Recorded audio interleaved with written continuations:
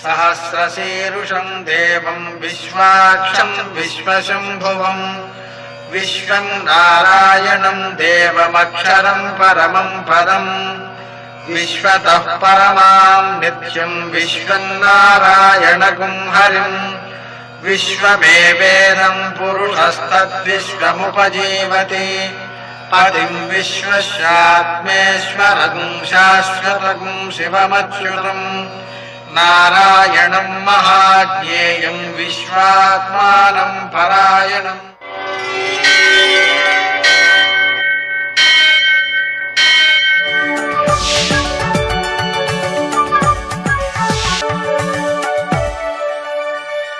सूर्यशौर्यमथेन्दुरिन्द्रपदवी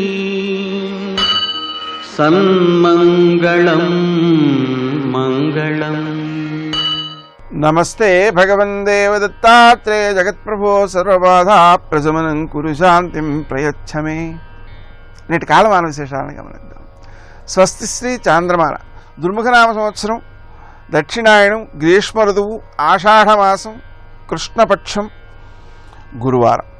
సూర్యోదయం 5:55 సూర్యాస్తమయం 6:49 తిథి విధియ రాత్రి 2:39 వరకు, నక్షత్రం శ్రవణం మధ్యాహ్నం 3:51 వరకు, వర్జం రాత్రి 7:46 నుంచి 9:20 వరకు, దుర్ముహూర్తం ఉదయం 10:13 నుంచి 11:05 వరకు, మరల మధ్యాహ్నం 3:23 నుంచి 4:14 వరకు, అమృతకాలం సూర్యోదయానికి ముందు నుంచి ప్రారంభమైంది కాబట్టి ఉదయం 7:06 వరకు, మరల తెల్లవారుజామున 5:10 ప్రారంభం. రాహుకాలం గురువారం కాబట్టి మధ్యాహ్నం 1:30 నుంచి 3 గంటల వరకు. అష్టగౌరిక రీత్యా శుభప్రదమైన సమయం ఉదయం 7 గంటలకి. ఈరోజు కూడా మనకు అమృతకాలంలోనే ఈ శుభ సమయం కూడా వచ్చినందువలన ఔషధ దానం చేయడం ద్వారా ఆరోగ్యాన్ని సమగ్రంగా మనం కాపాడుకోవచ్చు. ఇంకా విశేషించి ఈరోజు అశూన్య శయన వ్రతం. ఈ వ్రతానికి సంబంధించి ఉదయకాలం నుంచి కూడా మనం లక్ష్మీనారాయణని కొత్త మంచంపై పూజ చేసి రాత్రి వేళ దంపతులకు లక్ష్మీనారాయణులుగా పూజ చేసి ఈ మంచంతో సహా ఆ లక్ష్మీనారాయణ ప్రతిమతో సహా లక్ష్మీనారాయణ స్వరూపులైనటువంటి ఆ దంపతులకు మనం దానం చేయాలి. దీన్ని అశూన్య శయన వ్రతం అంటారు. ఆచరించడం ద్వారా ఏం జరుగుతుందంటే దంపతుల మధ్య కలహాలు ఉండవు, అనుకూలతలు పెరుగుతాయి, ఆరోగ్యాలు పెరుగుతాయి, ఆయుర్దాయ దోషాలు తొలగుతాయి. అంటే వారు ఒకరిని విడిచి ఒకరు ఉండలేని మానసిక స్థితితో, ఒకరిని విడిచి ఒకరు ఉండకుండా జీవితాంతం కలిసిమెలిసి ఉంటారన్నమాట. అందువలన సౌభాగ్య సిద్ధి కోసం, అనుకూలత సిద్ధి కోసం, ఆరోగ్య సిద్ధి కోసం ఈ వ్రతాన్ని ఆచరించడం చాలా మంచిది. ఈరోజు గురువారం కాబట్టి గురుగ్రహము యొక్క అనుగ్రహం కోసం, అలాగే దత్తాత్రేయుని యొక్క అనుగ్రహం కోసం, మన గురువనుగ్రహం కోసం కూడా దత్తాత్రేయ అవతారంగా భావించే అన్ని ఆలయాల్లోనూ కూడా శనగలు, అలాగే మనకు లడ్డు తయారు చేస్తారు. బందరు లడ్డు అనే పేరుతో మనకు శనగపిండితోనే లడ్డు తయారు చేస్తారు. అది దానం చేయడం చాలా మంచిది. వాటిని భగవంతునికి నివేదన చేసి అక్కడ ప్రసాదంగా పంచిపెట్టవచ్చు. నేటి ఆణిమిత్యాలు.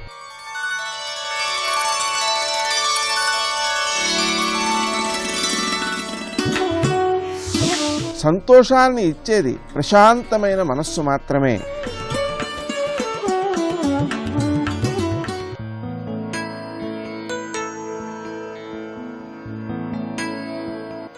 భగవంతుడు ఎప్పుడూ నిన్ను ప్రేమిస్తాడు, కానీ నీ చుట్టూ ఉన్నవాళ్ళు నిన్ను ప్రేమించకుండా ఉండలేని స్థితి వస్తే అంతకంటే గొప్ప విజయం మరొకటి లేదు.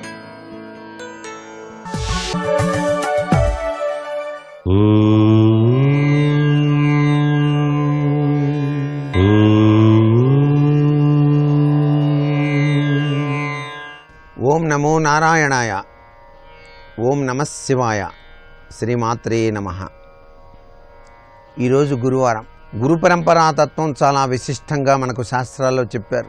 కృష్ణం వందే జగద్గురుం అన్నారు. కృష్ణ అనేటువంటి 2 అక్షరాలు కూడాను విశిష్టవంతమైనటువంటి జ్ఞానాన్ని ప్రసాదింపచేస్తాయి. అందుచేత ఆ కృష్ణ నామం గురువారం నాడు పఠించాలి ప్రతి ఒక్కరూ కూడా. కృష్ణ లీలామృత తత్వంలో దాగిన భాగవత కథల్ని అవగాహన చేసుకున్నట్లయితే మోక్షప్రదమైనటువంటి జీవితం ప్రతి ఒక్కరికి కూడాను లభ్యపడుతోంది అంటోంది శాస్త్రం. అంతేకాకుండా పవిత్ర భారతావనిలో దైవమే మానవ రూపంగా జన్మించి వివిధ రంగాలలో వివిధ తత్వచింతన రీత్యా తమ వంతు ప్రచారాలు చేసి ఉన్నతమైనటువంటి జ్ఞానజ్యోతిని వెలిగించినటువంటి పుణ్యక్షేత్రాలలో వెలుగొందేటువంటి గురు పరంపరా తత్వంతో విరాజిల్లేటువంటి దత్తక్షేత్రాలలో గాన్గాపూర్ విశిష్టమైనటువంటి క్షేత్రంగా మనకు చెప్పారు. అక్కడ త్రివేణి సంగమ తత్వం, సిద్ధి నదులు, 8 పుణ్యనదులు ప్రవహిస్తున్నాయి.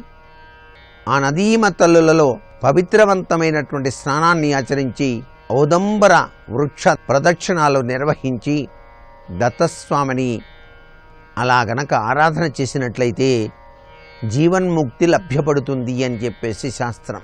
ఇలా మనసంతా కూడాను ఆ గురు పరంపరా తత్వంలో సాగిపోయినట్లయితే జీవన్ముక్తులం కావటానికి ఆస్కారం అత్యధికంగా ఉంటుంది కదా. మరి ఇదే మన సంప్రదాయం. సర్వే జనా సుఖినో భవంతు.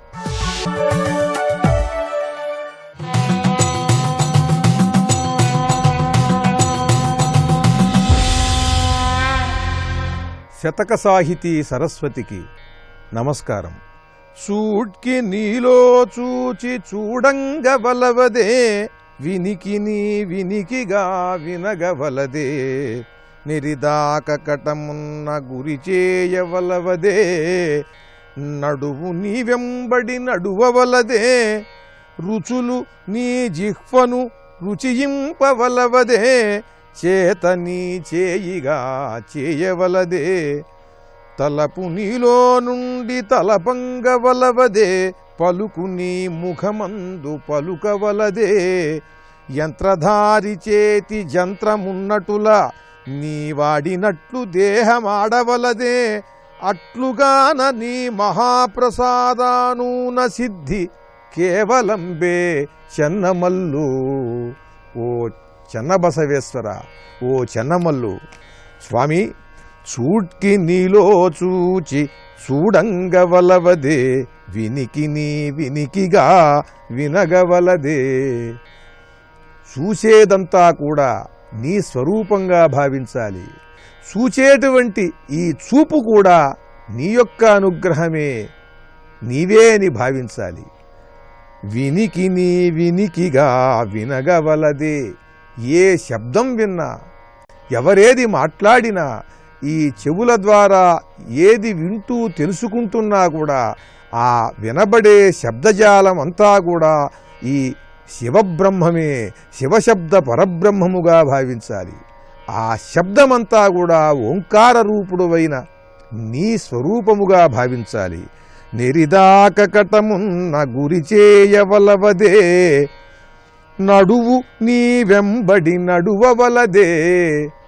ఈ మనస్సు ఎక్కడెక్కడ సంచరించినా సరే ఆ మనస్సు సంచరించే ఆ ప్రదేశములు, ఆ భావములు అన్నీ కూడా నీ యొక్క రూపముగా భావించాలి, నీ లీలగా భావించాలి.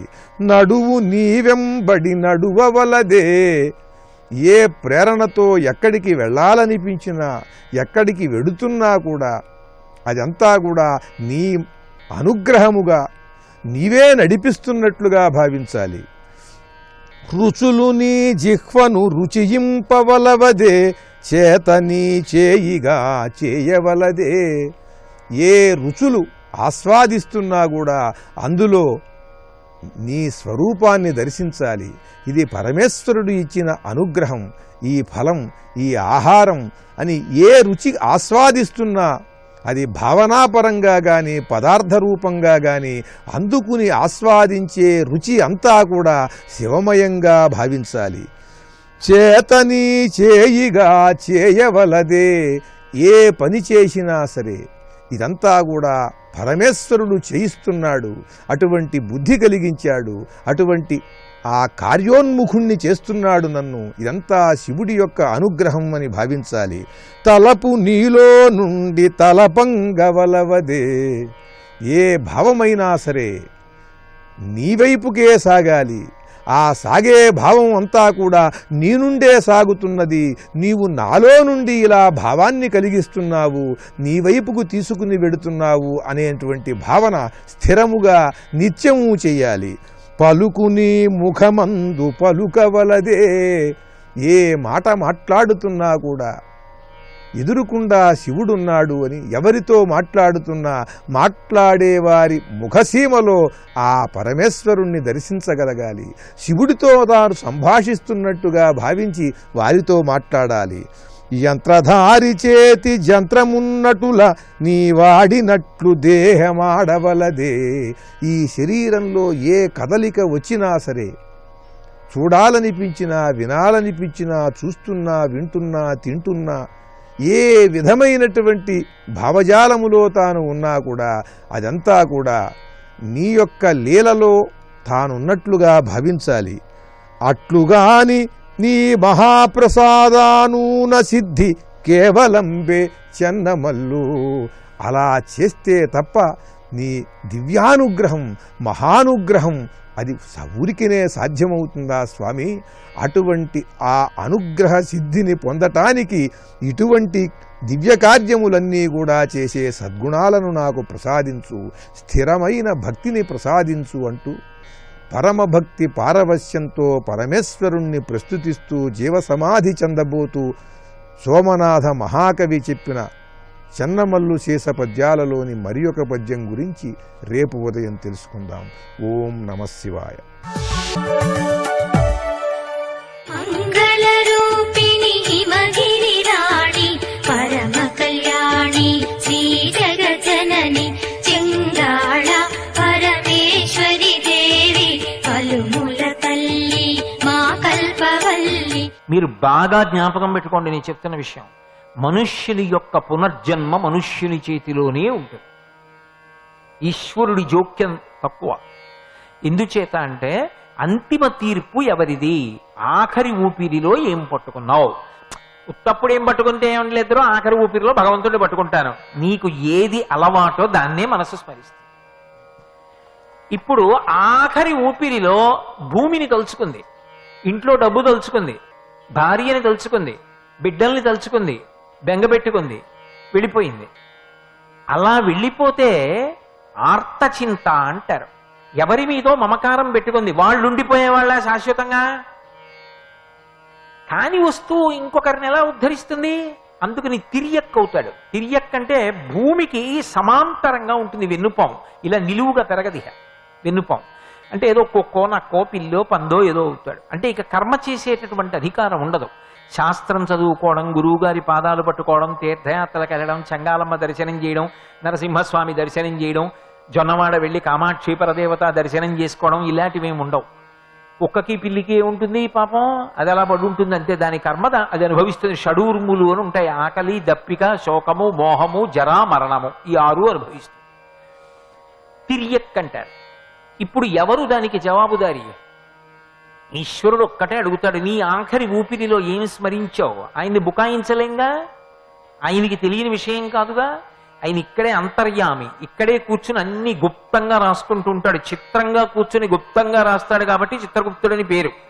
అందుకే నేనే కాలస్వరూపంగా ఉన్నాను అని చెప్పుకున్నాడు. నేను కాలముగా ఉండి లెక్కలన్నీ వ్రాసుకుంటూ ఉంటాను అని చెప్పాడు భగవద్గీతలో.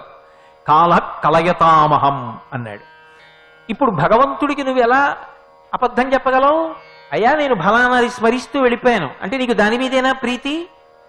బ్రతికున్నన్నాళ్ళు దాని మీదేనా వ్యామోహం ఎక్కువ పెట్టుకున్నావు? పెట్టుకోవద్దని భగవంతుడు చెప్పలేదు సుమండి, మీరు బాగా పట్టుకోవాలని చెప్పింది. భార్య యందు ప్రీతి లేకుండా, బిడ్డల యందు ప్రీతి లేకుండా ఎలా ఉంటాడు? సంసారికి కుదరదు. కానీ దానికి ముందు ఒక మాట చేర్చుకోమని చెప్పారు. నీ భార్య నీకు గొప్ప అనుకూలవతి, పరమేశ్వర అనుగ్రహం అనుకో. ఈశ్వర కృప ఇంత అనుకూలవతి అయిన భార్యనిచ్చాడు. ఎంత అనుకూలవతో దాన్ని చూసేటప్పటికి మనసు శాంతి పొందుతుంది. అది పక్కన కూర్చుంటే మనశ్శాంతి. దాని చేత్తో పట్టాడు అన్నం పెడితే నెత్తురవుతుంది. దాన్ని స్మరిస్తే చాలు మనసు సంతోషాన్ని పొందుతుంది. ఎంత మంచి ఇల్లాలనిచ్చాడు, నా మాట జవదాటదే, నన్ను అనువర్తిస్తుంది. పరమేశ్వర అనుగ్రహం, ఆయన కృప. ఇప్పుడు ఆయన వలన భార్య, ఆయన అనుగ్రహం భార్య రూపంలో వచ్చింది. ఇప్పుడు ప్రధానం ఏది? ఆయన అనుగ్రహం. ఇప్పుడు నిన్ను ఇది బంధించదు. ఆ ముడి పడలేదు, బంధిస్తుంది. మీరు నన్ను మాట అడగచ్చు, ఒకవేళ అలా అనుకూలవతి కాకపోతేనండి అప్పుడేమనాలి? ఈశ్వరానుగ్రహం. అనుకూలవతి కాని భార్య లభించింది. అలా లోకంలో ఎవరికి ఉంటుందని నేను అనుకోవట్లేదు, ఏదో మాటకు అనాలంటున్నాను. కానీ ఎవరికైనా అనుకూలవతి అయిన భార్యే ఉంటుంది అన్నది నా యొక్క పరమ సిద్ధాంతం. కాబట్టి అనుకూలవతి కాకపోతే ఈశ్వరుడి కృప. ఇలా ఎన్ని కోట్ల జన్మలలో భార్య మీద వ్యామోహం పెట్టుకుని పాడైపోయాను. ఈసారి నాకు ఆ వ్యామోహం లేకుండా కాస్త గయ్యాళి దాన్ని ఇచ్చాడు. ఈశ్వరా, నా అంత నేను ఎలాగో గట్టెక్కలేనని గట్టెక్కడానికో మార్గం ఇచ్చావు, నీకో నమస్కారం. బుద్ధి ఎందు అధ్యవసాయం ఉండాలి, కానీ పరమాత్మ యొక్క అనుగ్రహం చూడడానికి అభ్యంతరం ఎక్కడుంటుంది? అందుకే నిన్ను సేవింపగ నాపదల్పడమని, నిత్యోత్సవం బొబ్బని, జనమాతృండనని, సంసార మోహంబు పైకొనని, జ్ఞానముగల్గని, గ్రహగతులు కుందింపని, మేలు వచ్చిన రాణి అవి నాకు భూషణములే శ్రీకాళహస్తీశ్వర. కంచికామకోటి పీఠాధిపత్యం వహించిన మహాపురుషులు చంద్రశేఖరేంద్ర సరస్వతి మహాస్వామి వారికి 104 జ్వరం వచ్చింది ఒకప్పుడు. ఆయన అన్నారు, రే ఏం అదృష్టం రా, వాళ్ళ ఈశ్వరుడు ఈయనకి 104 జ్వరం పెట్టాడు. పీఠం పట్టుకెళ్ళి, అదిగో నా పీఠ పట్టుకెళ్ళి ఆ సూర్యుడికి ఎదురుగుండా వేయండి రా కాసేపు అన్నారు. వెళ్ళి ఆ ఎండలో కూర్చుని సూర్యుడిని చూస్తూ కాసేపు జపం చేశారు, ప్రణవం.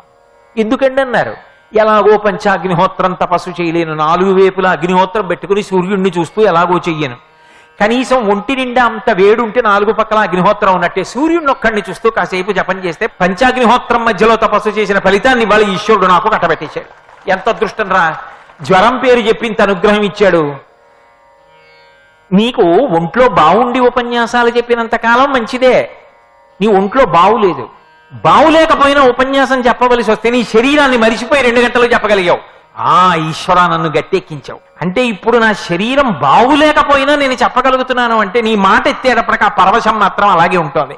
శరీర సంబంధాన్ని మర్చిపోతున్నాను. అనారోగ్యంతో కూడా ప్రవచనాలు చేయిస్తున్నావు, చాలా సంతోషం తండ్రి. నువ్వు చూసే దృష్టికోణాన్ని బట్టి ఉంటుంది నీ సంతోషం. లేకపోతే అన్నిటి యందు వివక్ష కనబడుతుంది. కాబట్టి ఇప్పుడు ఆ మనసుకి అటువంటి అధ్యవసాయం కలిగిందనుకోండి, భార్య చిట్ట చివర జ్ఞాపకం వచ్చిన పరమేశ్వర కృప. ఈశ్వర, ఎంత మంచి భార్యనిచ్చావయ్యా, ఈ జన్మ తరించిపోయింది, ఎన్ని మంచి పనులు చేయించావు దాని రూపంలో పక్కనుండి, నువ్వే దాని రూపంలో పక్కనున్నావు, ఒక్కనాడు అడ్డు పెట్టలేదు ఈ మంచి పనికి, అన్ని మంచి పనులు చేయించావా నా పక్క నుండి ప్రోత్సహించి తండ్రి అని ఇప్పుడు భార్యని చూస్తున్నావు, కానీ ఆయన కరుణ స్మరిస్తున్నావు. ఇది ఉద్ధరణ హేతు. కేవలము భోగముల యందు అనురక్తి పతనహేతు, తిరియక్కైపోతాడు. అందుకే ఆర్త చింత, చిట్ట చివర ఆర్తితో వెళ్ళిపోయిందనుకోండి ప్రాణం, తిరియక్కైపోతాడు. రౌద్ర చింత అని ఒక చింత. రౌద్ర చింత అంటే దీనికి ఎవరు అడ్డొచ్చారో వాళ్ళ మీద ఉంటుంది మనసు. మనసు మీరు బాగా పట్టుకోవాలి. 2 కారణముల చేత అంటుకుంటుంది. ఒకటి ప్రీతికి అంటుకుంటుంది, 2 అప్రీతికి అంటుకుంటుంది. నాకు ఎవరన్నా ఒకరి మీద చాలా చికాగ్గాను కోపంగాను ఉందనుకోండి, ఏం చేస్తున్నా వాళ్లే గుర్తొస్తుంటారు. ఎంత ఇబ్బంది పెట్టాడురా, ఎంత ఇబ్బంది పెట్టాడురా నన్ను అని వాడే గుర్తొస్తూ ఉంటాడు. నాకు ప్రీతి ఉందనుకోండి, ఎంత ప్రేమరా, ఎంత సుఖ పెట్టాడురా నన్ను, వాడే గుర్తొస్తాడు. ఇది మనసు బలహీనత. ప్రీతికి పట్టుకుంటుంది, అప్రీతికి పట్టుకుంటుంది. ఇప్పుడు అప్రీతి కూడా పతనహేతు. ఎవడి మీదో అదే పనిగా కోపం పెట్టి కూర్చున్నారనుకోండి, వాడిని అట్టుకుంటుంది వెళ్ళి. అస్తమానం వాడిని తెలిస్తే ఏమవుతుంది, వాడు ఏం చేస్తాడు, వాడు చేసేది ఏమి ఉండదు. ఆఖరి ఊపిరిలో కూడా మనసు బాగా పట్టుకుంది కాబట్టి శత్రువు గుర్తొస్తాడు. ఇప్పుడు ఏమైంది, మళ్ళీ రౌద్ర చింత, కోపంతో వెళ్ళిపోతాడు. వెళ్ళిపోయాడు కాబట్టి మళ్ళీ తిరియక్, మళ్ళీ వెన్నుపం అడ్డంగా ఉన్న ప్రాణిగా వస్తాడు. ధన్య చింత అని 3వ చింతన ఉంటుంది. అంటే గురువుగారి పాదాల మీద గురువుగారి గురించి, గురువుగారు చెప్పిన విషయాల గురించి, ఆయనతో కలిసి తిరిగి నేర్చుకున్న విషయాల గురించి, చేసిన మంచి పనుల గురించి, నేను ఇంకా ఎన్ని మంచి పనులు చేయొచ్చు, నేను ఇంకా ఏమీ చేయొచ్చు, నేను ఎప్పటికి ధ్యానం చేయగలను, నాకు ఎప్పటికి ఇంకా ఎన్నో విషయాలు తెలుస్తాయి, నాకు తెలుసున్నవి చాలా తక్కువే, ఎప్పటికి తెలుసుకుంటాను, ఇటువంటి ఆలోచనతో వెళ్ళిపోయాడు అనుకోండి, అటువంటి వాడు తరించడానికి వీలైన రీతిలో మళ్ళీ జన్మ పొందుతాడు. అంటే ఒక మహాపండితుడు కడుపున పుట్టి పుట్టుకతోనే భక్తితో పుట్టి మళ్ళీ కర్మాచరణం మొదలుపెట్టి ఈశ్వరుడికి దగ్గరైపోతాడు.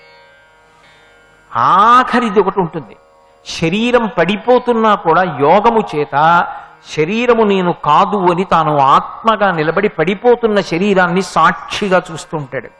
ఏదో ఈ వేలు నిప్పిడుతోందనుకోండి, ఇది నిప్పిడుతోందని తాను చూసి తెలుసుకుంటున్నట్టుగా సాక్షిగా ఉన్నట్టు, దీనికి ఆకలిస్తోందని తెలుసుకున్నట్టు, ఇందులో పదార్థం పడేస్తే ఇది దీనికి కడుపు నిండిందని తెలుసుకున్నట్టు, దీనికి దాహం వేస్తోందని తెలుసుకున్నట్టు, నీళ్లు పోస్తే దీనికి దాహం తీరిందని తెలుసుకున్నట్టు, ఇది పడిపోతోందని సాక్షిగా చూస్తాడు. చూస్తూ అది పడిపోతున్నప్పుడు కూడా సాక్షిగా ఉంటాడు, ఏమి బెసకడం, ఉద్విగ్నతను పొందడు. అలా నిలబడగలిగితే అది చిట్ట చివరి చింత, శుక్ల చింత అంటారు, మోక్షమును పొందుతాడు. మోక్షము అంటే విడుదల. అదే ఆఖరిసారి చనిపోవడం, ఆఖరిసారి శరీరం పడిపోవడం. ఇక పడదు, ఎందుకంటే ఇక పుట్టడం. ఇందులో మీరు బాగా గుర్తుపెట్టుకోవలసింది ఏమిటంటే, ఒకవేళ మన ఇంద్రియములను మనం నిగ్రహించుకోలేక అమ్మా అని ఒక్కసారి చెంగాలమ్మని పిలిచామనుకోండి, ఆ తల్లి జోక్యం చేసుకుని భగవంతుడి వైపుకి తిప్పుతుంది. అది సగం శంకరుణ్ణి చూపించడం అన్న మాటకు అర్థం. ఈ మార్పుని ఎరుపు చేత సంకేతిస్తారు. ఎరుపు గురించి తర్వాత చెప్తాను, తత్వతః ఎరుపు అన్నానే, ఆ ఎరుపుకి అర్థం అది. అందుకే చెంగాలమ్మ తల్లి దగ్గరికి వెళ్ళి పూజ చేస్తున్నా నల్లగా ఉన్న రూపం గురించే ధ్యాన శ్లోకం చెప్పాలనేం లేదు. అరుణాం కరుణా తరంగితాక్షిం ధృత పాశాంకుశ పుష్పబాణ చాపాం అనొచ్చు. ఎందుకని అంటే ఆమె యొక్క తత్వము ఎరుపు. ఎరుపు అంటే మార్పుకు సంకేతం ఎరుపు, జీవితానికి సంకేతం ఎరుపు, బలానికి సంకేతం ఎరుపు, ఆలోచనకి సంకేతం ఎరుపు, ప్రధానంగా మార్పుకి సంకేతం ఎరుపు. సర్వం శ్రీ ఉమామహేశ్వర పరబ్రహ్మార్పణమస్తు. స్వస్తి.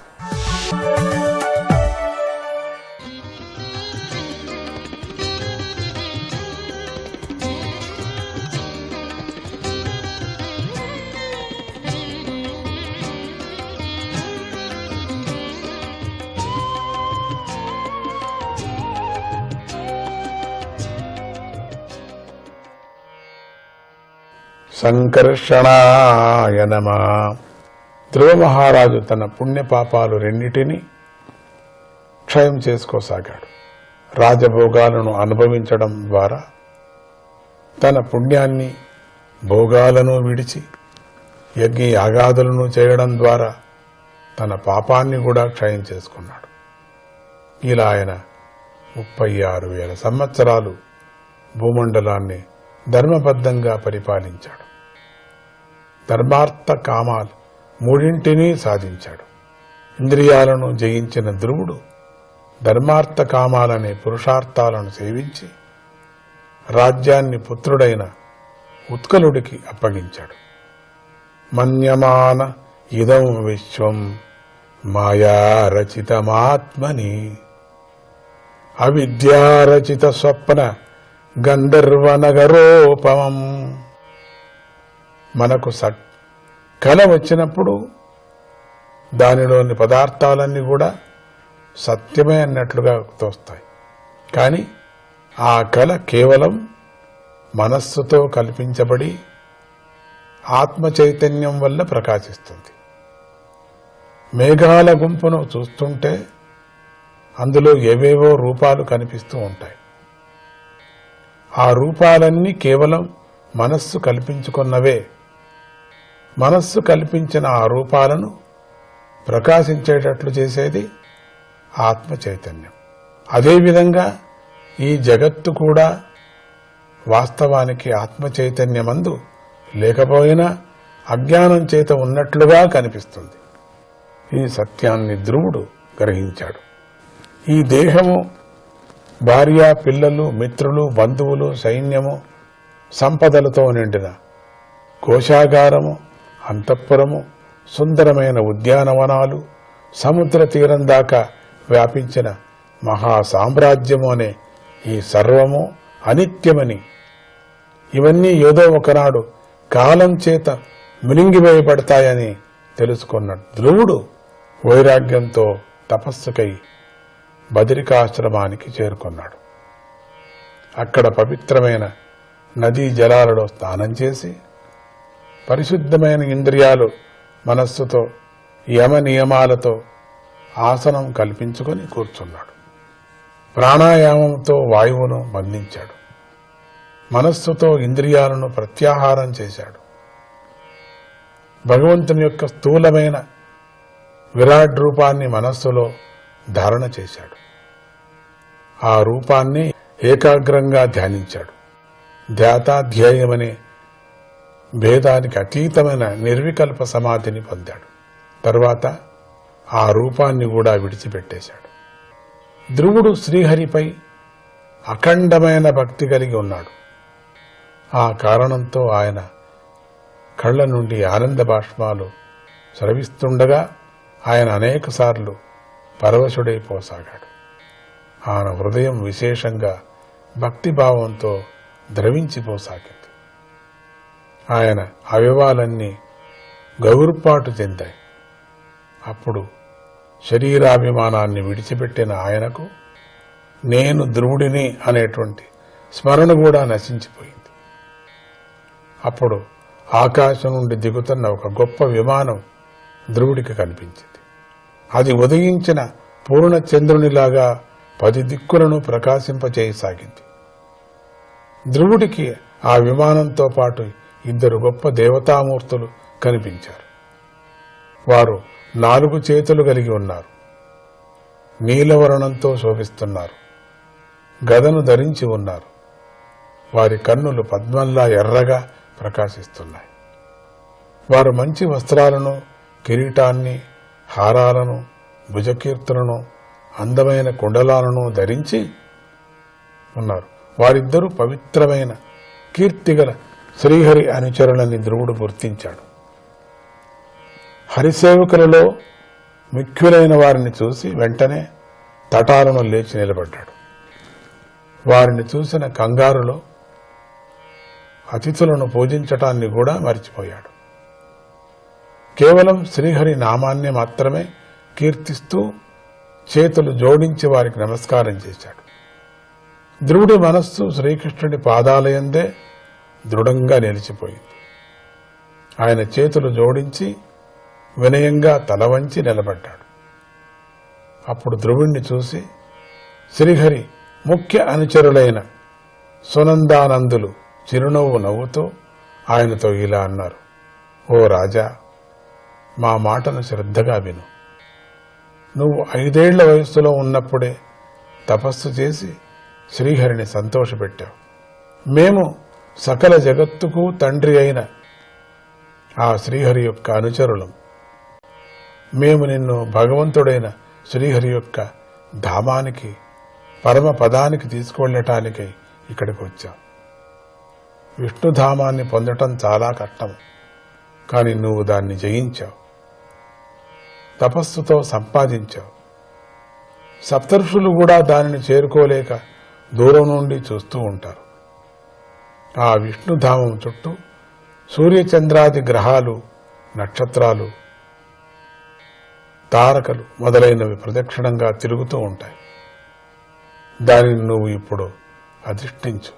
అనాస్థితం తే పితృభిః అన్యైరప్యంగకర్యచిత్ ఆతిష్ట జగతాం వంద్యం తద్విష్ణోః పరమం పదం.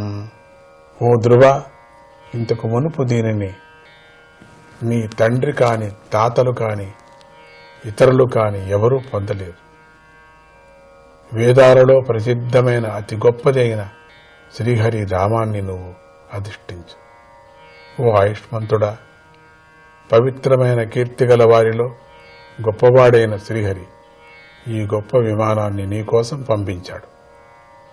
దీన్ని ఎక్కటానికి నువ్వు అర్హుడివి. ధ్రువుడికి శ్రీహరి అత్యంత ప్రియమైనవాడు. శ్రీహరికి కూడా ధ్రువుడు చాలా ప్రియమైనవాడు. వైకుంఠవాసుడైన శ్రీహరి అనుచరులు పలికిన ఆ తేనెలొలికే పలుకులను ధ్రువుడు విన్నాడు. ధ్రువుడు స్నానమాచరించి సంధ్యావందనము మొదలైనవి నిత్యకర్మలు పూర్తి చేసుకున్నాడు. మంగళకరమైన అలంకారాలను ధరించాడు. అక్కడి మహర్షులకు నమస్కరించి వారి ఆశీర్వచనాలను పొందాడు. తరువాత ఆయన ఆ గొప్ప విమానాన్ని చక్కగా పూజించి ప్రదక్షిణం చేశాడు. శ్రీహరి అనుచరులిద్దరికీ నమస్కరించాడు. తరువాత తేజోమయమైన రూపాన్ని ధరించి విమానం ఎక్కడానికి సిద్ధమయ్యాడు. అప్పుడు అక్కడికి కాలము, మృత్యువు రూపాన్ని ధరించి వచ్చింది. ధ్రువుడా, మృత్యువును చూసి దాని తలపై కాలు పెట్టి అద్భుతమైన ఆ విమానాన్ని ఎక్కాడు. ఆ సమయంలో భేరీలు, మృదంగాలు, మద్దెలలు, తప్పెట్లు మ్రోగాయి. వాసుదేవాయ నమః.